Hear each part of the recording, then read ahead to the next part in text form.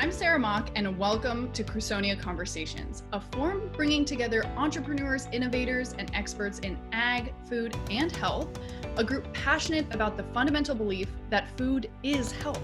Thanks, Sarah. I'm Carter Williams, CEO of iSelect. We focus on hard problems. One of those hard problems is Americans spend $1.6 trillion every year on food, but spend nearly $2 trillion on diet-related illnesses like type 2 diabetes, obesity, and cardiovascular disease. Each of these is fatal in their own rights. They're more fatal when you're comorbidities for COVID-19. These are tough problems. At iSelect, we believe if you want any hard problem solved, you give it to an entrepreneur. We believe that you cannot solve the healthcare challenge we face without the evolution to a new, better, and more nutritious food system.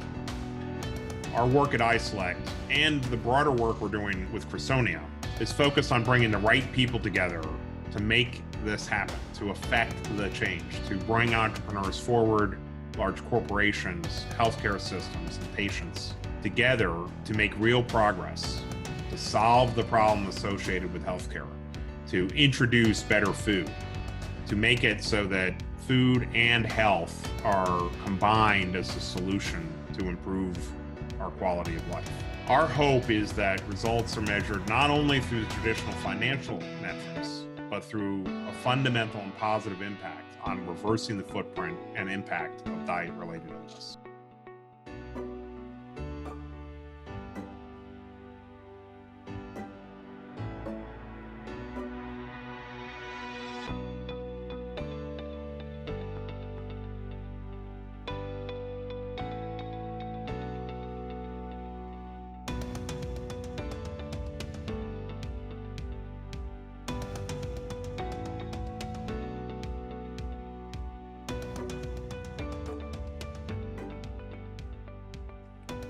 Hello, everyone, and welcome back to another Crusonia Conversations. We are so excited to have everyone here with us today. And we are here, as always, having a forum where entrepreneurs, experts, and investors can explore changes in the global food system. I'm Sarah Mock. I'm your host for today's discussion. And today we're talking about food and connection. Now, food is one of our most basic needs for survival, but it is also so much more than that. The importance is more profound among millennials and Gen Zers, perhaps than any other generation in modern history. But why is that? And how will those generations positively impact and lead the creation of a new and healthier food system? To help us dive into these questions, we're joined today by Eve Turow-Paul and Rob Trice. Eve focuses on the intersection of the digital age, food trends, and well-being. She is the author of Hungry, Avocado Toast, Instagram Influencers, and Our Search for Connection and Meaning, which discusses how the digital age has impacted millennials and Gen Z and influences their relationship with food. And Rob, of course, is the founder of Better Food Ventures, a company that invests in businesses harnessing the power of information technology to create better food systems. Rob will provide insight on how data-driven innovations in this area, often propelled by millennials and Gen Z, is making the promise of a better food system real and how that aligns with consumer demand. Now, before we get into this live conversation with our panelists, I just want to mention for everyone following along at home that if you would like to ask a question at any point during this presentation, and with that, I'd like to hand it over to Rob. Thanks, Sarah. And thanks for organizing this, Crusonia. This is going to be a lot of fun.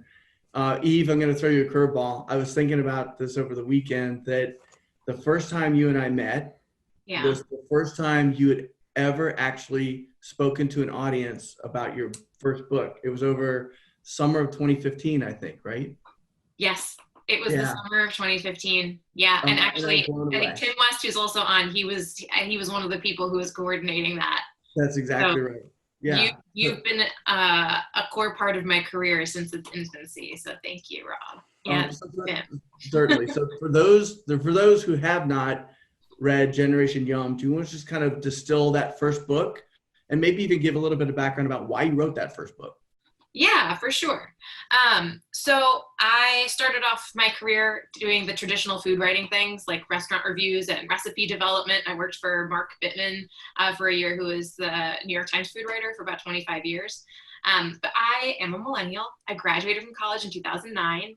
I was not interested or passionate about food at all while in college or high school. And then about a year later, I found myself living in New York City, 2010, peak recession, broke in graduate school, because what else were you going to do in 2010? And spending my discretionary income, the little that I had, on food experiences. I was choosing to spend my money on underground dinners and fancy cheese at Whole Foods rather than taxi cabs or sending my laundry out, which in New York City is one of the few luxuries that you can do.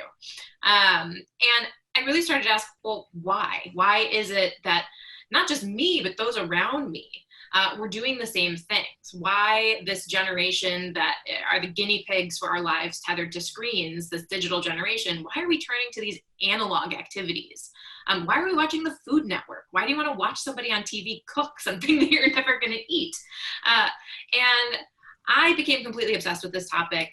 I ended up talking to people across the nation about their relationships to food. I spoke to people who make lists of restaurants they want to try, all the way to those who, said, oh, bless you, Rob, who said, Mom and Dad, I don't want to be a doctor or a lawyer. I want to be a craft brewer or an organic farmer.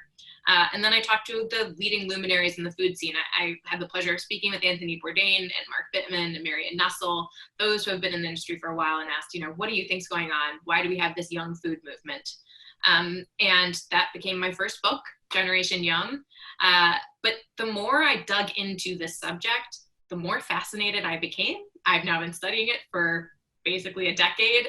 I'm still learning new things. I am still endlessly fascinated by this area of human behavior and anthropology. Well, okay. So then the key findings from Generation Yum was that relationship of why are people what was the key finding that you got from that about what is it about food that matters to Gen Z? I think a lot of people are like, oh, well, you can take pictures of food with your phone now, and that's what it is. It's like, well, okay, but you can take a picture of anything with your phone. You can look at anything, capture anything, talk about anything. What is it about avocado toast and ramen and matcha lattes? And the more I dug into this, what I actually ended up finding is that our obsession with food is in direct relationship with the record high rates of depression and loneliness and stress and anxiety for millennials and now Gen Zers, unfortunately, as well. And I think when you wrote the book, you also found out that this wasn't just a Gen Z thing, right? And it wasn't just an American thing, right? People kept reaching out to you and be like, I don't know, you talk about some woman in Korea who's like, yes, this is my life, right? Yeah, exactly. So Gen Yum was very much specific to the US. It was very specific to millennials. That came out in 2015. Then my career changed, thankfully, and I had the great opportunity to travel around the world talking about the research that I'd done. And very quickly thereafter, I heard from people saying, this is not an American trend. This is not a millennial specific trend. This is happening everywhere. It's happening across generations. Yes, it's being driven forward. It's being catalyzed mainly through millennial dollars. But what we're really talking about here is a digital age generation. So I think you're a part of that, Rob.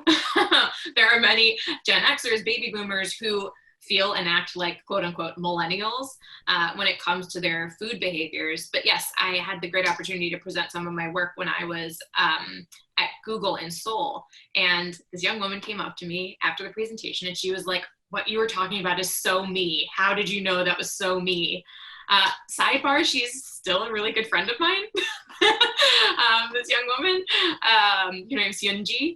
She shows up in Hungary. But part of that moment for me was sitting back and realizing that a lot of the human experience, global culture, has become homogenized over the last 15 years with the introduction of the internet. Hyunji's life is not so terribly different from mine, even though we're on opposite sides of the planet. We are consuming a lot of the same news. We have a lot of the same pressures and anxieties because we're trying to keep up with our email, and we're also not using our bodies. We're creating PowerPoint presentations and on screens a lot of the day.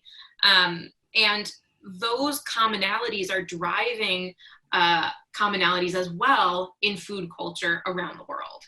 And that's what I've spent the last 5 years now researching. I took that topic, traveled around the world, also kind of broadened my scope from millennials outward, and wrote all about those findings in Hungry, which just came out this past summer. Cool. So talk to us a little bit about Hungry. Okay. And make sure at some point we talk about Maslow's hierarchy. Okay, I'll get there. Can you tell that Rob's been listening to me talk now since 2015, so he could really be doing my job for me, which is a great thing to have. But so the topic became more broad, right? And what do you do when things become really broad? You still need to find a structure to understand things, right? Because this was no longer just about millennials. It was no longer just about the US. And my goal before I really dug into this global trend was to really figure out, well, what are the through lines here? Why is this showing up around the world?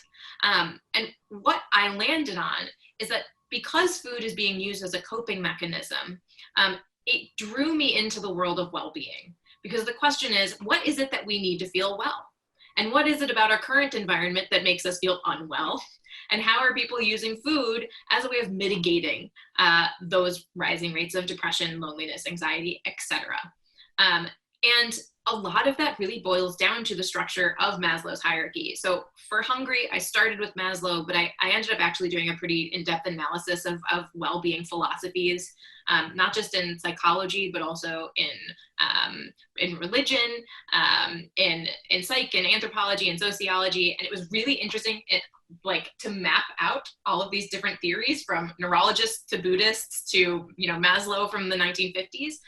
All of these theories of well-being fall within these three buckets, which are our desire for control, our desire for community, and our desire for purpose. And once I identified those three things, I began to see the world in a completely new way.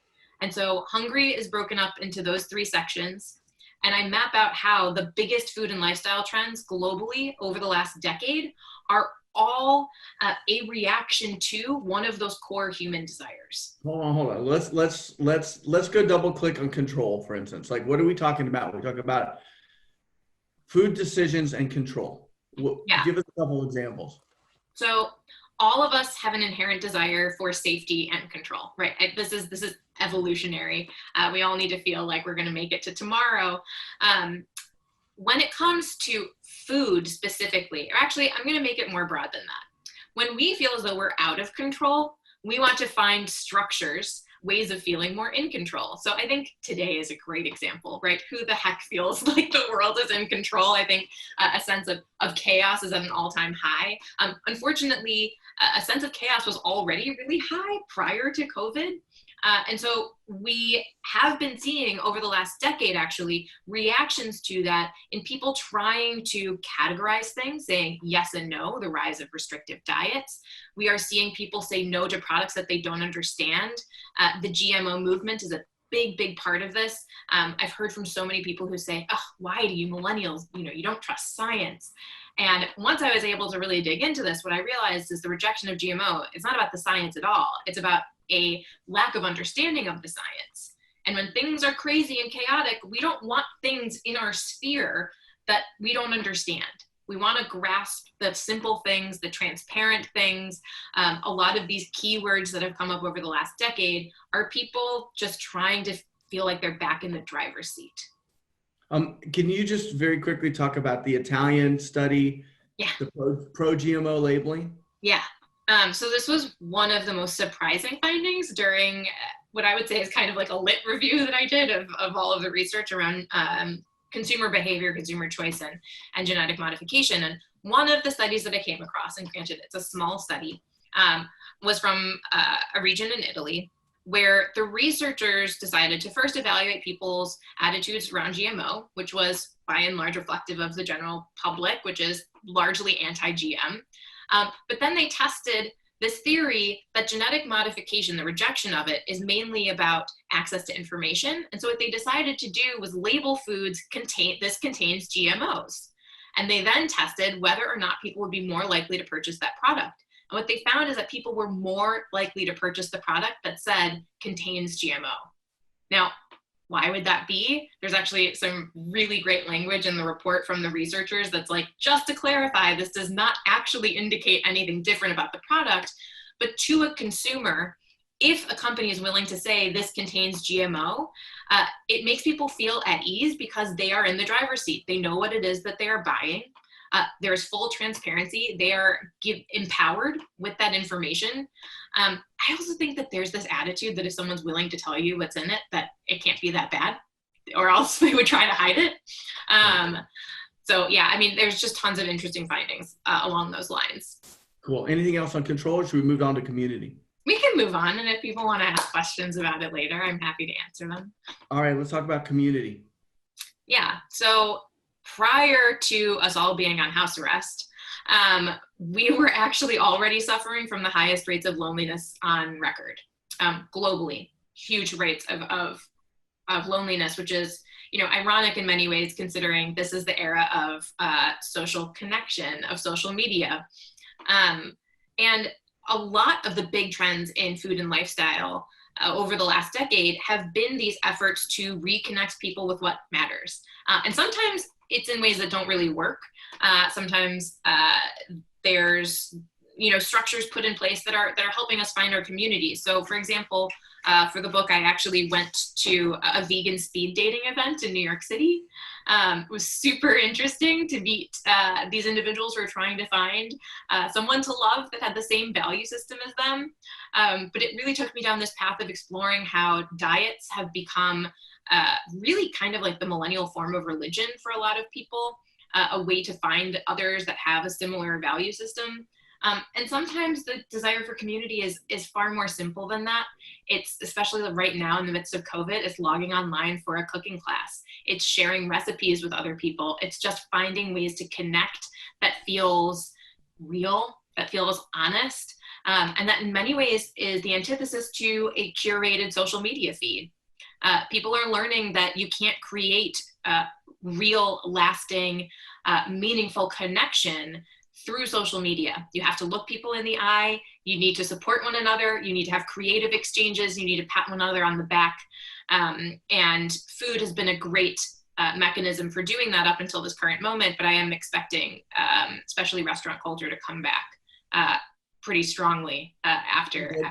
Let me ask you, because in Generation Yum, you talked about the fact, I'm of course looking from the technology angle, right? Like that people were using social media to brand themselves, right?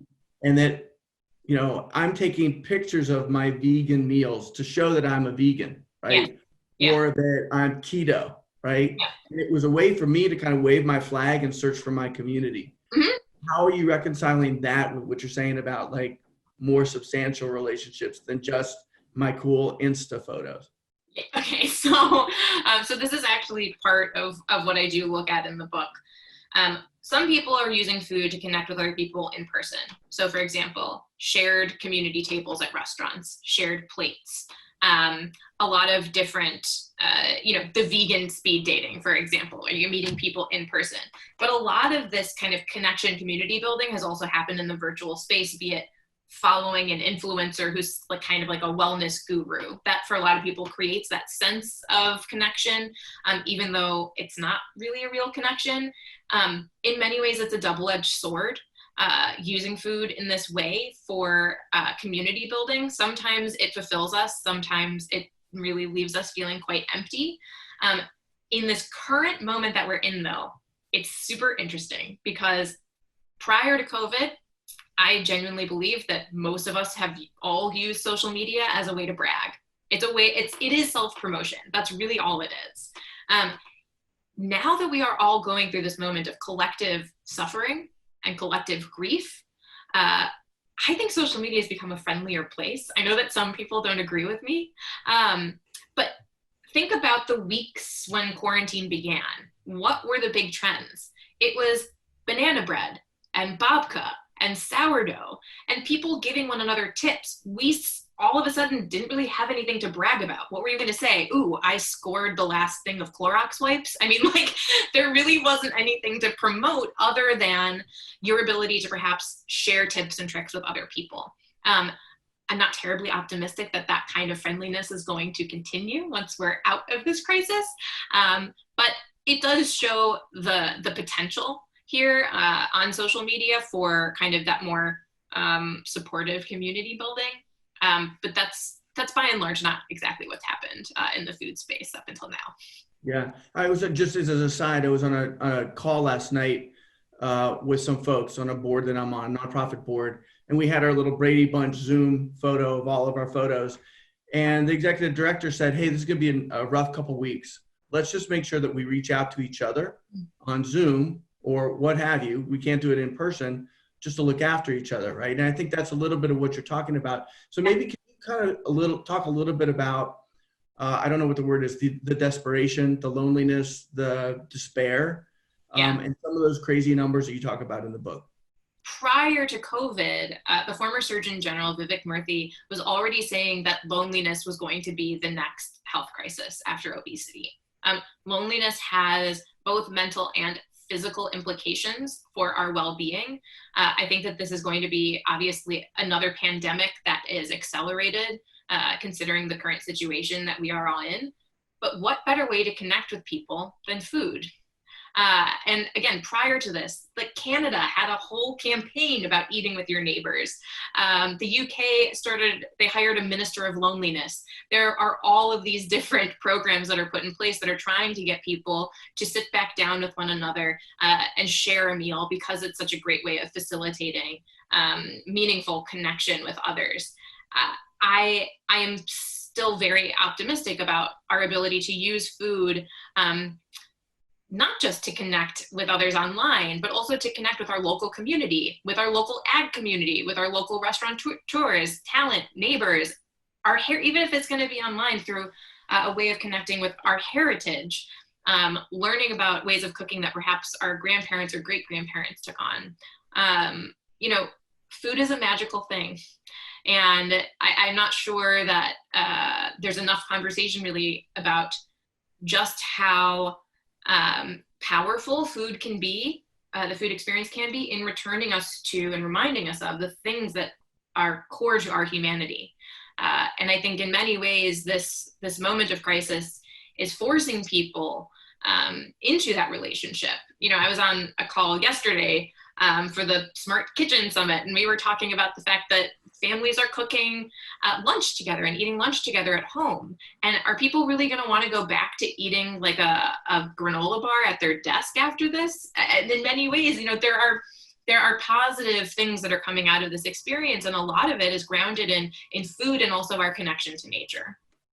I don't want to interrupt. This has been fabulous, Flo, and I don't want to interrupt, but we do have a couple of questions waiting, so I just want to sneak these in as we can here and there. So we have a question from Ken Hunt. He asked, based on what you've learned on GMO and insights around GMO, where do you think that will inform consumer knowledge, acceptance, caring about food from CRISPR genome editing and technology? Same notions of control, or are there other nuances? Yes, Ken. Great question.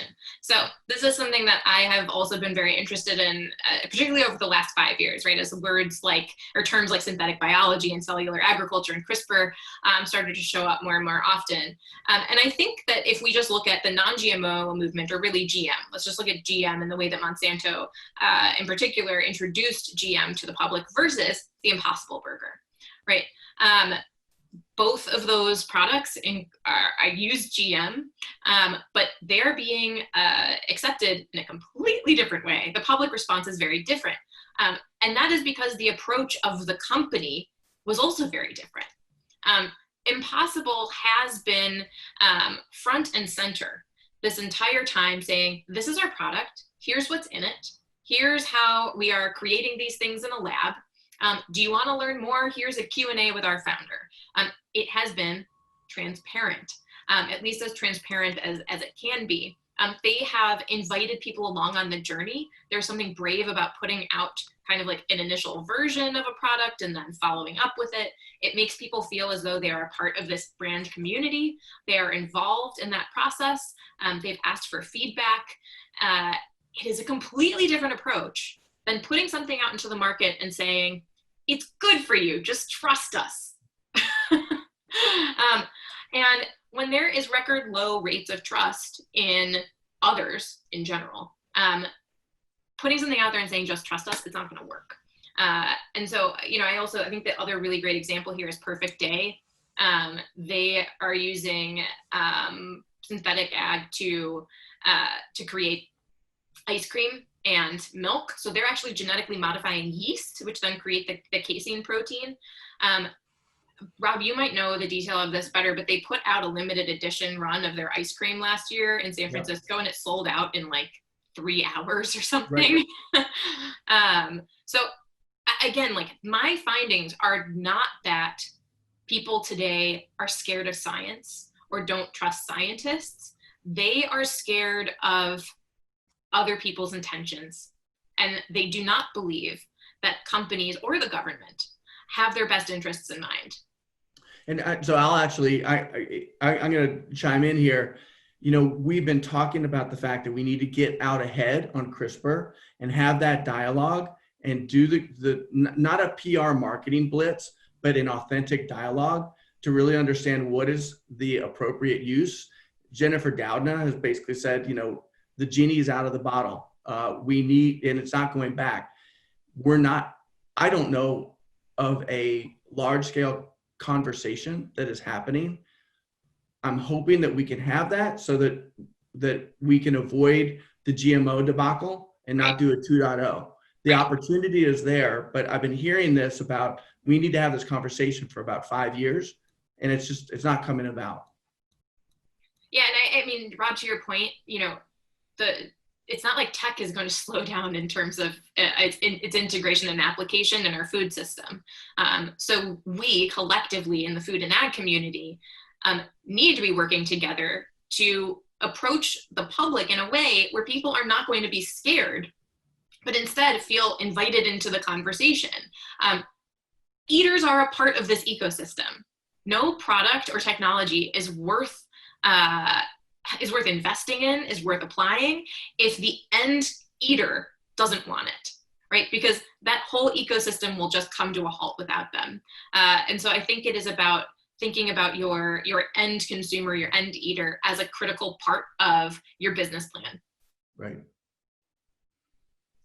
Sarah, you were on such a roll. You were gonna throw Eve a question about that third element of your research. So Eve, I'd love for you to go back to that. Okay. We'll get back to questions as they come up. Okay. We got some good ones from some pretty notable people too. So we'll circle back on those. But so Eve, control, community, let's talk about purpose. Yes. Okay. All of us have a desire for a sense of meaning and purpose in our lives. And this is very broad, right? By that, I don't mean that all of us need to feel like we're going out and saving the world. In fact, what I was able to find is that what's key to each of us creating a sense of purpose is engaging our bodies, using our physicality, our senses to create something tangible and shareable is very important. Hence why, as you've seen the rise of the digital age, you've also seen the rise of the DIY movement. It makes a lot of sense to me that as all of us have been spending more time online, even during this crisis, what is it that was selling out? Everything to make bread, baby chicks, and seeds, right? People wanted to get outside. They wanted to start working with their hands in their kitchen, create something physical, tangible, something that they could watch and feel. And the second part of this is nature.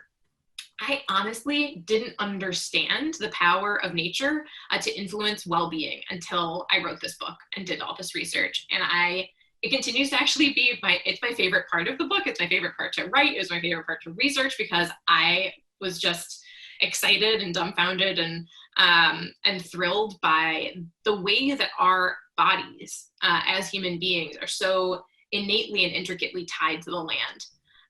And it has an influence on well-being that goes so far beyond nutrient intake, but for our psychological well-being as well. But again, when you look at food and lifestyle culture globally, with the introduction of technology, as people have become less and less attached to their physical bodies, we've seen a rising interest in food porn, right? It's those, or mukbang, people watching other people eat online. And usually that includes ASMR, which is audio meridian sensory, I forget what response. those are the videos that you see of something that's like bubbling, or a close-up of like a molten chocolate cake, or there's a microphone right by someone's mouth and you hear them slurping and chewing. I didn't understand at first why that was attractive for people, but it turns out it stimulates your gustatory and olfactory cortexes. Again, it's triggering something that's just core to being alive that is being deprived in our digital world. We're also, again, seeing a lot of people investing their extra time on being outdoors, on creating something that's real, that you can be like, hey, I made this loaf of bread, check it out. Or even, I built this birdhouse. And that's also why, traditionally blue collar jobs are now hip. Like if you're a plumber, people are like, oh my God, you know how to do something. Like you have a skill set. And it's for that reason as well that I think we're seeing, now an uptick in the number of young farmers in America. And I will be very surprised if we do not see an even bigger jump in the post-COVID world with Gen Zers returning to the land. Yeah. Hey, Sarah, I want to bring you in on this. So we've been talking about the foodies mostly, but can we talk about the Aggies, right? And so we look at this hierarchy of needs, Maslow's hierarchy of needs. We talk about control, community, and purpose. How do you look at the Aggie sense of control, community, and purpose? Yeah, it's a really fascinating lens to work from when you are evaluating the ag community. I think, starting from that control element, funnily enough, so many of those things that make consumers feel like they're out of control, farmers originally adopted to feel more in control. Right. Like GMOs, right, is all about, if you can control a pest, right? The most common thing that corn is genetically modified for is for pest resistance. So if you can eliminate the risk that your corn is going to be attacked by a harmful insect, great. That's so much more control to have than having to, the alternative is farmers have to spend days and days, hundreds, if not thousands of hours out in the field, looking at individual plants, trying to just like guess and stay on top of every single, outward sign. It's an incredible amount of work. Unknowns. Yeah. And it takes an incredible amount of expertise, and it just takes time and effort. And I think actually we see it in a lot of other ways. I mean, so many different things in agriculture are about choices are driven by maintaining control. I think it's really easy actually to look at different choices that farmers make kind of across the spectrum of choices to make on a farm and realize that there's much more than economics influencing a decision. It's certainly not just, return on investment. There's other things going into that, and maintenance of control is a big one. I actually was just talking to a farmer who actually grows citrus in Arizona recently, who was talking about how other farmers perceive the fact that he set up a direct-to-consumer produce stand adjacent to his farm. And he was fascinated to see that, despite the fact that kind of on the surface, when he first would tell people about it, like at farm shows or wherever, people would be like, wow, I really respect that you're out there face-to-face with the consumer, like doing that good work.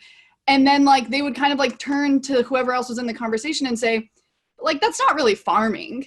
Standing at a table isn't really farming though. So like, there's like this, right? He had come up against this sense of like, well, okay, so it's both something that people think needs to be done, but they don't want to do it. They think it's like a diminutive activity. Why do they think it is like not as good, not as important as the other work that they're doing? And it's because, I mean, to him, his conclusion was they don't want to give up control.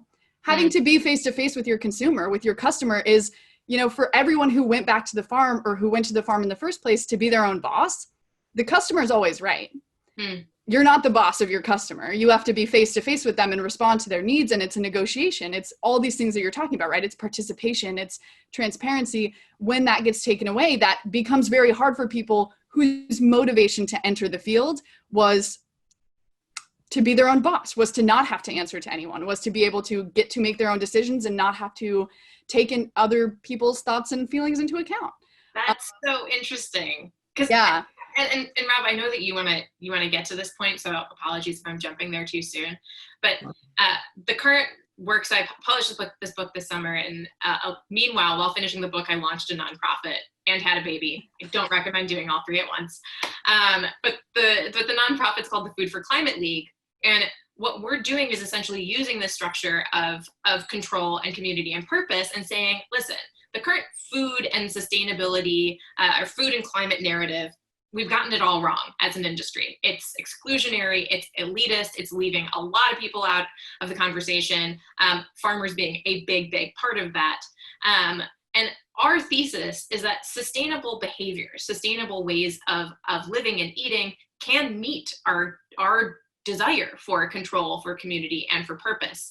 And it's interesting hearing you say this, because I have also had conversations with farmers who say, I'm missing that kind of sense of community because I don't meet the people who I'm feeding, and I can't feed my neighbors.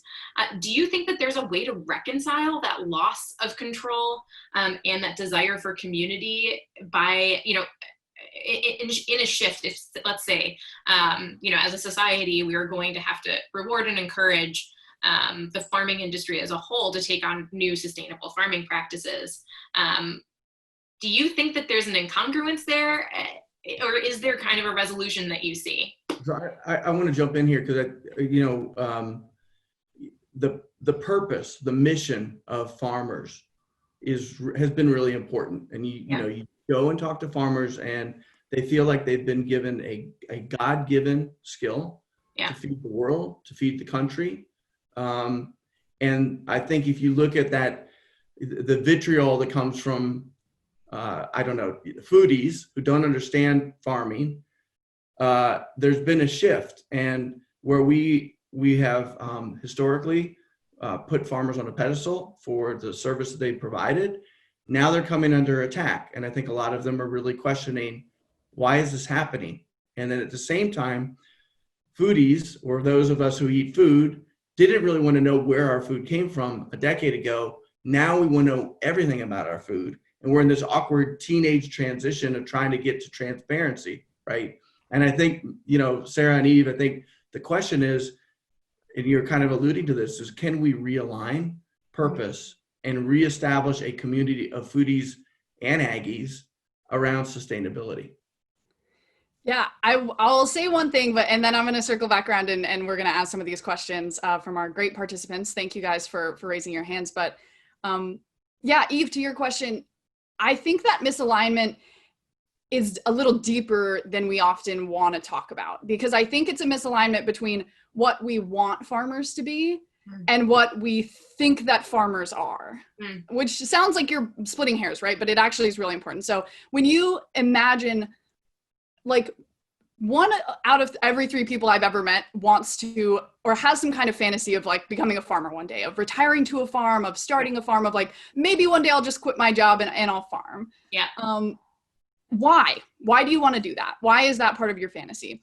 It's because of, frankly, all the things that you just said, because we crave to use our hands, we crave all these things, but also because in our American lore of who we are as a country, and part of the American dream that involves farming is deeply seated in our ideas about individualism and self-reliance and, destiny, self-destiny, being able to not be dependent on other people, to be an entrepreneur, but not an entrepreneur that, changes the world or build some huge project, just an entrepreneur who gets to make your own decisions in life, who doesn't have to answer to a boss, who doesn't have to constantly negotiate your position in the world just to feed your family, right? That's something that in America we elevate. That's one of the reasons why farming is so attractive to so many people and is so, go to a baseball game anywhere in America and watch the video that plays during the national anthem. Every other image is going to be like of a wheat field or a tractor. The ideas we have about agrarianism are, I think you could make a really good argument, are our national religion. Everything that we know about individualism and, the elevation of the individual is tied up in our ideas around farming and private property and kind of ideas that we built America on, frankly. But what we want from farmers as a community, as foodies, as kind of this new world that we're building around sustainability is the opposite of that. We want someone who's deeply tied to every part of their community, who didn't choose to farm to be on their own or to fuel their own destiny. We want people who are so closely tied to their community that they'll have these personal relationships, that they'll know what people want, that they'll adapt, that they'll hear the community when they say, we hear you that this practice is good for you or it makes your life easier, but it's bad for our community, so we expect you to stop. And we expect to be able to hold you accountable to that because we have such a close personal relationship, and because, you know, we are both your customer, we are your neighbors, we are your like investors, maybe we are the partners you work with when you buy things. When all of those things are true, you know, that creates a reality for farmers that is the opposite of what a lot of people get into farming for. It's someone who's deeply connected, whose primary responsibility is social and cultural, and like the interdependence is so fundamental. Yeah, I think that's where it emanates from, right? Is that like we think of farming and being a farmer as like this, personally to our identity is like it's this individualist thing that you know, it's destiny, it's in your blood, it's something that only you can do. But on the other hand, we want you to be deeply interconnected. And yeah, I think those collide in the execution of agriculture, and they create a lot of problems in the way that they misalign. So let's circle back to that question, Eve, about like, so moving from that individuality into something more collective and really focus on, because we haven't really talked about the Food for Climate League, and we haven't talked about, can we come together, Aggies and foodies, on a common purpose and create a community around sustainability? Yeah. So the Food for Climate League, again, is this 501c3 nonprofit that I founded last year. We have put together an amazing group of individuals with a wide variety of experience in the food and beverage and innovation and communication spaces, who are super, super passionate about this topic. I can now reveal that we are working with Sodexo and Unilever and Google this fall on different innovation sprints, but essentially we're working to answer this question. So we're working right now on developing new ways of addressing food and climate that are going to ladder up to those core human needs of control, of community, and of purpose. Our theory as an organization is that by and large, the conversation that exists around food and climate, again, elitist, exclusionary, but it's also mainly only talking to people's sense of purpose. It's telling a lot of people that they have to give something up in order to do something good. Most people aren't going to do that, which is why you have such a small subset of the population that's engaging actively in the sustainable forms of eating. Moreover, they're not addressing the wider population. So we do see as an organization the ability for us to align the messaging, because the sustainable ways of eating and growing food can meet those needs. So Sarah, as you were talking, I love your perspective on this. What I was thinking about is the messaging right now that's being explored by USFRA about sustainability, not in the ecosystem and communitarian aspect, but sustainability for your farm. How can you continue to farm independently and support your family? And at the end of the day, right, the message is you got to build up healthy soil. You have to be producing things that are going to have a great return for the marketplace. You need to be growing things that are positively feeding the children and people of the world. And I don't think that those are in direct conflict with the ways of eating, ways of farming that the general public desires, but we have the messaging all wrong. Totally. And so I'm really excited to see what comes out of our work this fall, but also where we as an organization can go in the years to come. Yeah. And I'll just a shout out for USFRA. If you haven't seen it, go to YouTube and look at 30 Harvests. I never thought that I would tear up watching an agriculture YouTube video, but basically it makes farmers and ranchers the superheroes of climate, carbon sequestration and drawdown. It's definitely worth the 5 minutes of your time. Yeah. Sarah, should we jump into Q&A? Yes. I want to throw out this question from Chris Thon from Bueller Curio CT. I'm very sorry if I mispronounced any or all of that. So he has a really interesting question. He actually has two, so I'll ask his second as a follow-up, but he talks about sharing food experiences as that kind of goes digital. It's become relatively easy to share visually how interesting and beautiful food can be. But how do we digitally share how great or not food tastes or smells? What opportunity are there for startups and investors to digitize smell, taste, mouthfeel so that we can share this ultimately remotely? Yes. So Can I jump in? Yeah. So on this one, Chris, two things. One is I saw something in Singapore, and it was a university project where you could actually, I think it was a lemonade, where you could basically create a digital twin of a taste or smell of lemonade or something remotely. So you had to have two devices on opposite sides of the ocean, but then you could share that smell. I don't think we've gotten to taste, mouthfeel. The other thing I was going to say, we actually have made an investment in a company called Gastrograph that is basically using artificial intelligence for flavor prediction. So if you are a CPG company trying to develop a specific beverage for Chinese coastal female millennials, they will tell you this is the flavor profile most likely to be successful. 90% plus of all product launches in CPG fail. How can we use this as a way to improve that success rate just by using large data sets? So that's one opportunity that I thought I saw there. Yeah. So Rob, I think that you're referring to Professor Adrian, I can never remember how to pronounce his last name, Chiak. I interviewed him for the book. He's in the book. So apologies to the professor. But he is based in Singapore, and he's created a number of AI tools that are exploring taste and olfactory smells and senses. He even has an app that's called the Kissinger app. It's like a plugin for your phone, and you can kiss this haptic. I don't really know what it is. It's an add-on, but you can like make out with someone halfway around the world. It's super weird. I think he was in part creating it for the PR that was generated out of it. But he is testing a number of things that actually, like, he has sensors that you put on your tongue.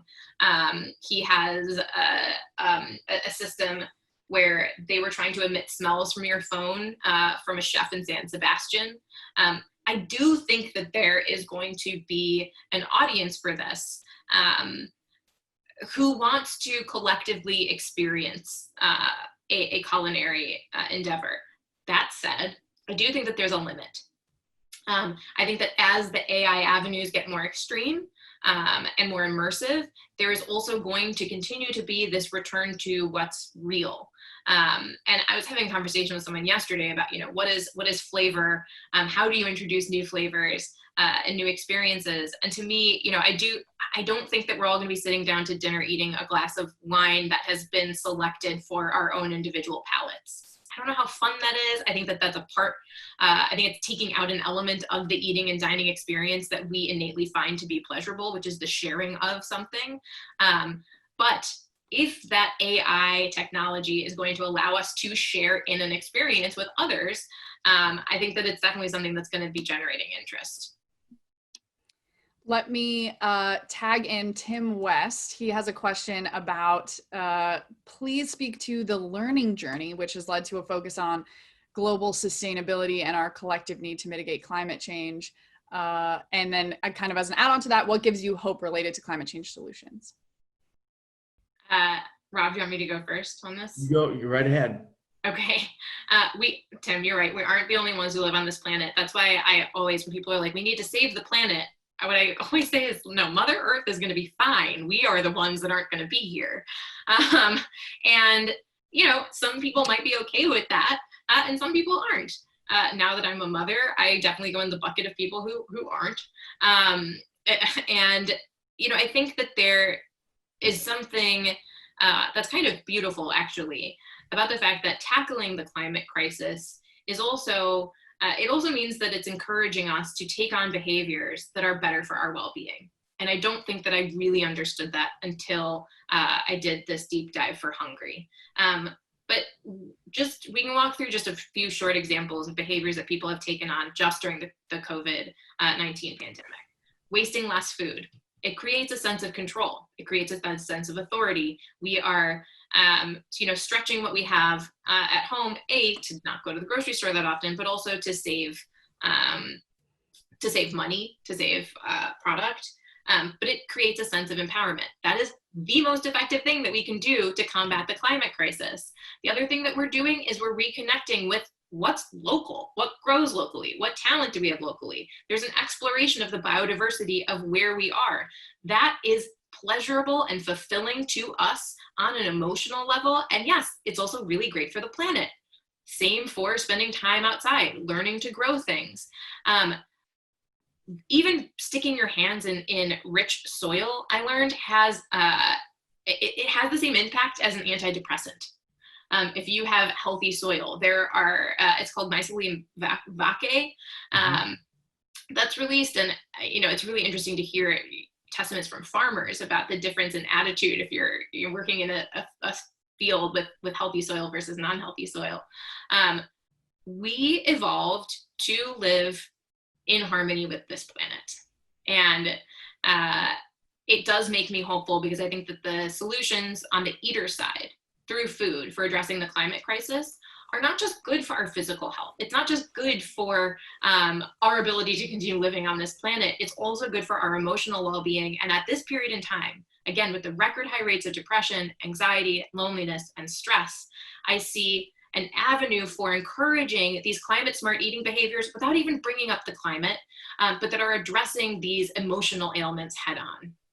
Yeah, I'm going to try to do the trifecta here and get Tim's question about hope related to climate solutions, Chris's question about bringing farmers into feeding 10 billion, and Ken's talking about feeding the world and can regenerative ag practices reach mainstream consumers. We just concluded a study for USFRA looking at how technology innovation and financial innovation can help close the gap for climate smart agriculture. For those, let's not split hairs on regenerative versus climate smart. Climate smart agricultural practices have been accepted by USDA. I will tell you the science is solid.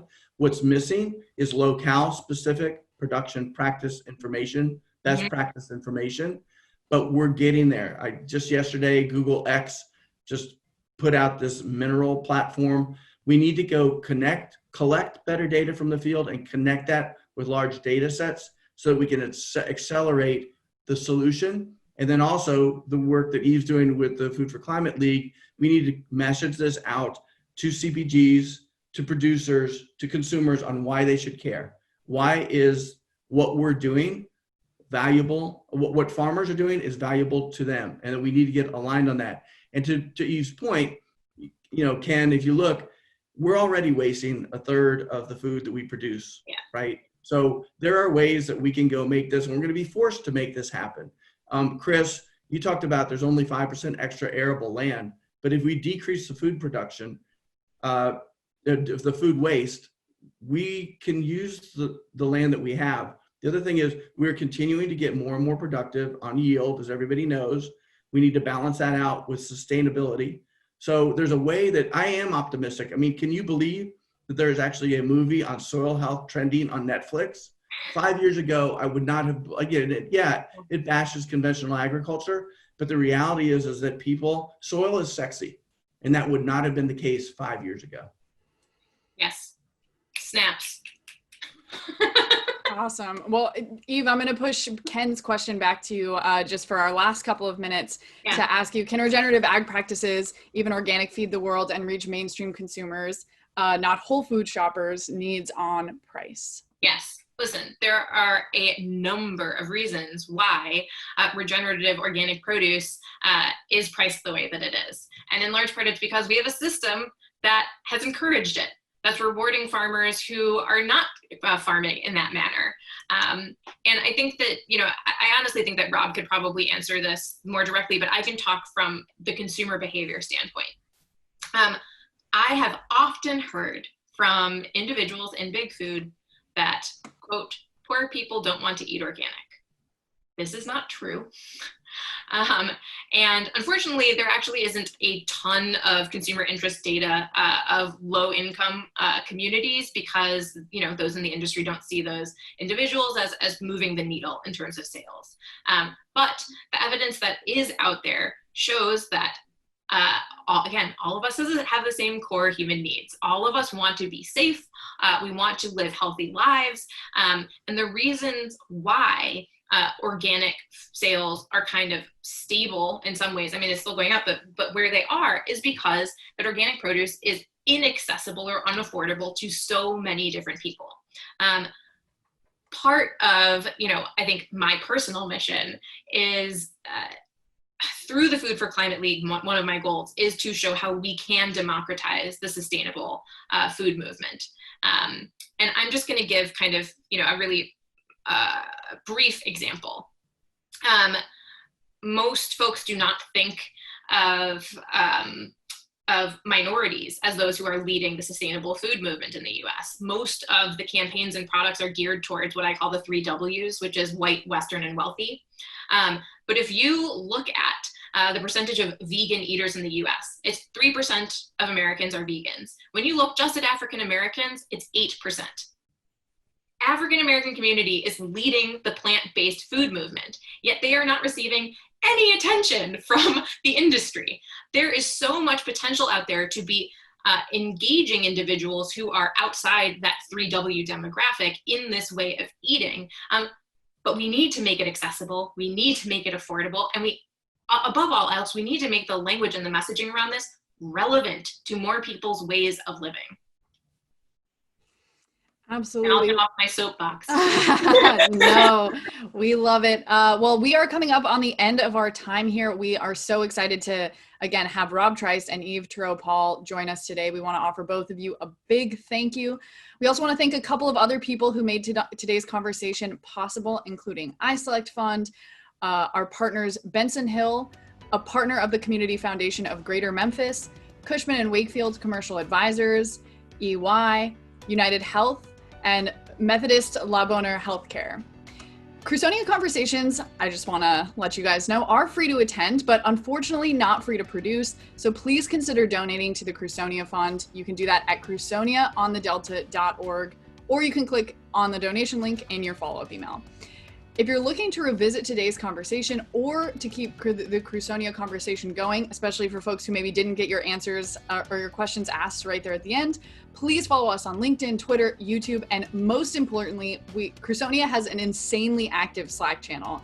It is always hopping. I'm in there all the time. So if you have other interesting questions and you want to reconnect with our speakers, please head over to that Slack channel and make sure you stay a part of the conversation. We also invite you to tell us about what you liked and what you think could be improved about this presentation in our follow-up survey. And also register for our next Crusonia conversation, which will be held Wednesday, November 4th with chef educators Ken Rubin and Dan Merrick. You can register to attend that conversation at crusoniaonthedelta.org. Thank you so much again for joining us, everyone in the audience, as well as our 2 panelists, and we'll see you again in November. Thanks, Sarah. Thanks, Rob. Thanks, everyone. Thank you.